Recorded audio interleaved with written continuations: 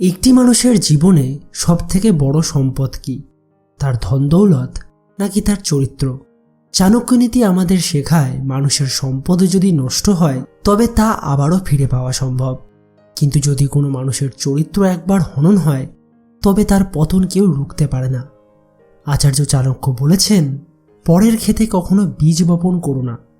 এই রূপকের আড়ালে তিনি যে পরম সত্যটি বুঝিয়েছেন তা হল, কোনো পরনারীর প্রতি আসক্ত হওয়া বা পরকীয়া সম্পর্কে লিপ্ত হওয়া একজন মানুষের জীবনের সবথেকে বড় পাপ এবং ধ্বংসের কারণ। চাণক্য কেন এই কঠোর নিয়ম তৈরি করেছিলেন? কারণ পরনারীর প্রতি কামাসক্তি মানুষের বিচার বুদ্ধি সম্পূর্ণভাবে গ্রাস করে নেয়। যখন একজন মানুষ নিজের সীমার বাইরে গিয়ে অন্য কারো অধিকার বা সংসারের উপর নজর দেয়, তখন তার সমাজ, তার পরিবার এবং তার নিজের আত্মসম্মান ধূলিসাৎ হয়ে যায়।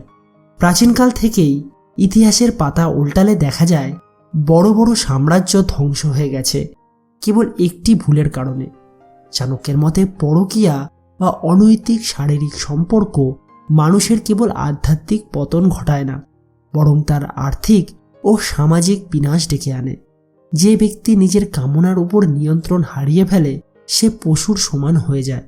তার অর্জিত বিদ্যা, তার বীরত্ব সব কিছু এক মুহূর্তে মূল্যহীন হয়ে পড়ে। আজকের আধুনিক যুগে স্বাধীনতার নামে অনেকেই নৈতিকতার সীমাকে লঙ্ঘন করেছেন। ক্ষণিকের মোহের বশবর্তী হয়ে নিজের দীর্ঘদিনের সম্মান এবং পরিবারের শান্তিকে বাজি ধরবেন না। প্রকৃত বীর হল সে যে নিজের কামনা এবং ইন্দ্রিয়কে বশ করতে পারে। তাই মোহের অন্ধকার থেকে দূরে থাকুন, নিজের মনকে পবিত্র রাখুন এবং চারিত্রিক দৃঢ়তা বজায় রাখুন।